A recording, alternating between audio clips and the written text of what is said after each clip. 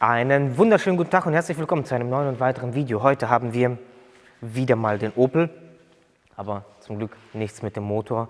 Es geht hier einmal darum, wir wollen die Bremsen hinten austauschen, Scheibe und Klötze. So sieht das Ganze aus von der Marke Texta. Kauflinks alles unten in der Videobeschreibung, sowie die Werkzeuge an der Hinterachse. Wir haben ja die Handbremse hinten und die Kolben muss man reindrehen. Und was ist das für ein Opel? Opel Astra, Baujahr 2010, 85 kW, Opel Astra, Benzin, 1,6er Benzinmotor. So, ja, lange Rede, kurzer Sinn, alles Wichtige ist unten verlinkt und ich würde sagen, los. Ganz wichtig, bevor ihr an die Bremse dran geht, Bremsflüssigkeitsstand kontrollieren, gegebenenfalls ein bisschen absaugen, beziehungsweise mit Lappen umlegen, damit Bremsflüssigkeit nicht ausläuft, weil wir drücken ja die Kolben wieder rein, dadurch fließt Flüssigkeit wieder zurück in den Behälter, das Ganze kann auslaufen und nach der Reparatur oder nach dem Austausch auf die Bremse treten, damit die Kolben wieder ein Stückchen rausfahren können und dann natürlich den Bremsflüssigkeitsstand kontrollieren. Sollte bei euch Bremsflüssigkeit ausgelaufen sein, das Ganze bitte nur mit Wasser abwaschen, das ist ganz, ganz wichtig, Bremsflüssigkeit könnt ihr nur mit Wasser abwaschen, das vorab. So wie ich hier, denn das ist ein bisschen zu viel drin. Kauflink von der Spritze auch unten in der Videobeschreibung. Als erstes nehmen wir einen 30er Torx und schrauben hier die Schraube einmal ab. Zu empfehlen ist es, vorher ein bisschen das Ganze zu klopfen.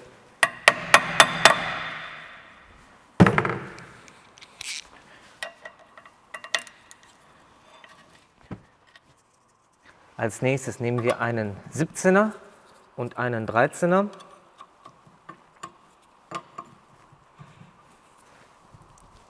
Und schrauben das Ganze hier einmal ab. Ganz wichtig ist hier darauf zu achten, dass hier ist das Handbremsseil, dass der Hebel bis zum Anschlag auch zurück ist. Nicht, dass ihr auch noch ein Problem habt, dass bei euch dass vielleicht das Seil fest ist oder der Bremssattelhebel, der muss hier wirklich bis zum Anschlag, ich hoffe, das kann man sehen, bis zum Anschlag hochgehen. Da bitte darauf achten, dass das natürlich gegeben ist. Und ganz wichtig ist auch noch, dass diese Führungsbolzen gängig sind.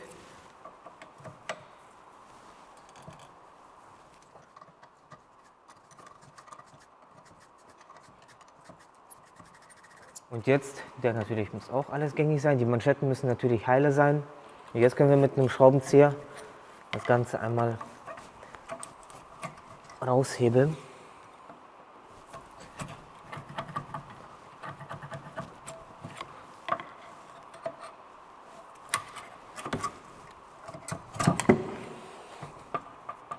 So, Klötze. Das ist sehr vergammelt alles.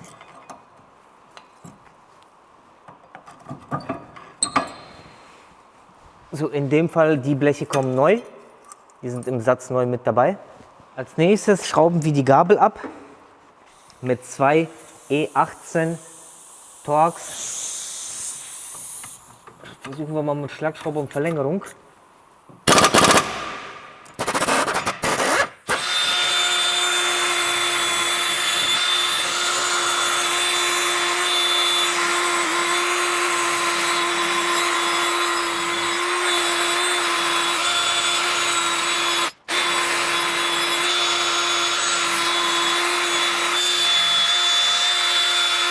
So, ganz wichtig ist es, prüfen, dass diese Manschette in Ordnung ist, auch hochheben und drunter gucken, nicht, dass da zu viel Rost ist. Und ja, dann drehen wir den Kolben einmal zurück. Nehmen wir einmal das passende Werkzeug. Hier in dem Fall wird der Kolben nach rechts gedreht, weil es gibt in dem Set Links- und Rechtsdreher.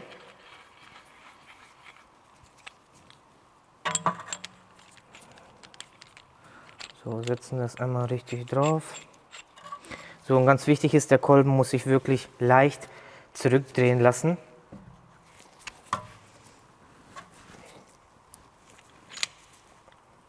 Der erste Step ist Natürlich immer ein bisschen schwieriger, aber dann, wir dürfen nicht mit zu viel Gewalt das Ganze zurückdrehen, weil natürlich, wir drücken auf die Bremse, der Kolben fährt raus und wenn der nicht zurückgeht, dann schleifen bei uns ja auch die Klötze automatisch. Ja, der ist schon ein bisschen schwergängiger. Gucken wir mal, ob der gleich noch kommt. Natürlich hängt es auch davon ab. Ah, geht schon. Hängt davon ab. Manche machen auch den Fehler, beim Drehen drücken die so stark, dass der Bremsschlauch abknickt. Da müsst ihr natürlich auch drauf achten. Und dass die Gewindestange natürlich auch gerade sitzt, weil manchmal ist es einfach schief und dreht sich einfach schwer.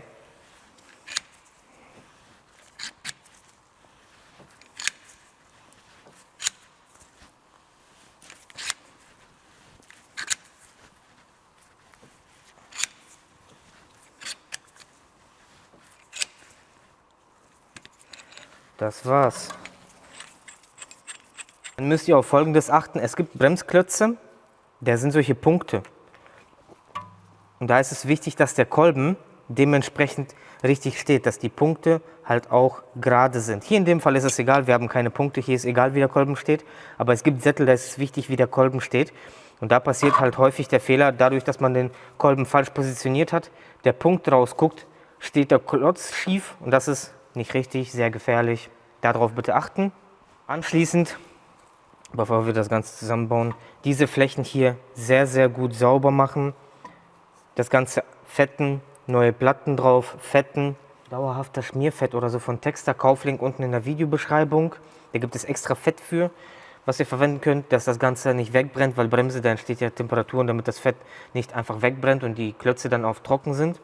So, die Führungsbolzen rausholen, fetten, sauber machen. Genauso auch hier oben. Die müssen nämlich sehr gut leicht gängig sein, denn die Klötze verschleißen und der Sattel rückt dann immer näher, immer näher. Und wenn das fest ist, dann kann der nicht mehr gut bremsen, nicht richtig bremsen. Das muss auch tipptopp in Ordnung sein. Machen wir das Ganze einmal sauber. Sauber machen, das Ganze mit Sprühfett fetten.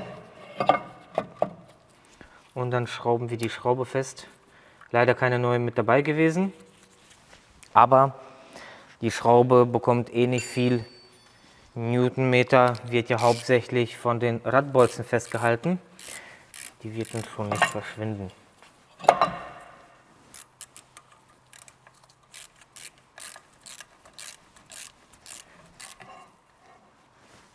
Und dann machen wir die Gabel einmal drauf.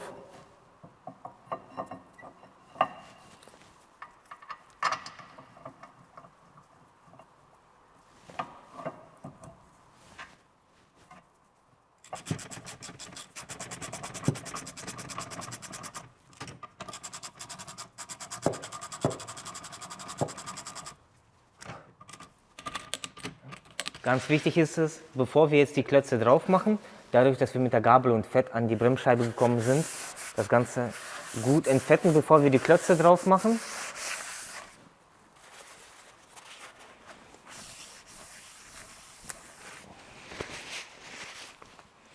So, und wenn wir das gemacht haben, wichtig, bei den Klötzen, da ist einmal so eine Folie drauf, die abmachen. Viele lassen die drauf, weil hier ist eine Klebeschicht und die ist dafür da, damit die Klötze sich festkleben am Sattel, damit sie sich lösen können. Wenn der Sattel halt loslässt, dass die quasi mit dem Kolben wegkommen und nicht im Leerlauf quasi gegen die Scheibe schleifen. Dann setzen wir das Ganze einmal rein. Auf dem anderen Klotz genau dasselbe, das wird abgemacht. Und den mit der Verschleißanzeige machen wir nach innen, nicht nach außen.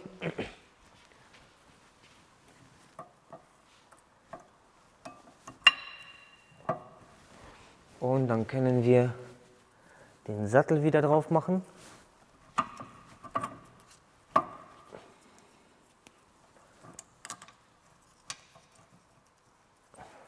Neue Schrauben sind dabei gewesen. Und dann ziehen wir das Ganze fest.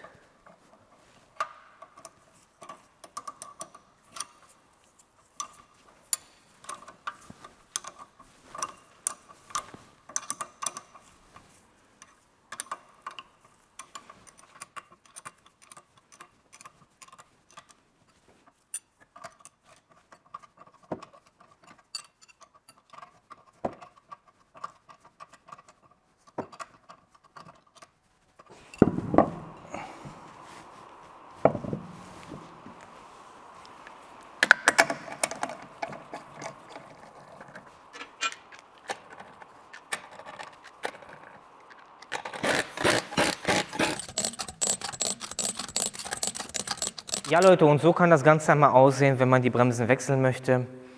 Und ja, alles Wichtige wurde meiner Meinung nach schon gesagt. Falls euch irgendwas einfällt, schreibt es natürlich gerne unten in die Kommentare. Und ja, kurzes, einfaches Video, wenn man weiß, wie.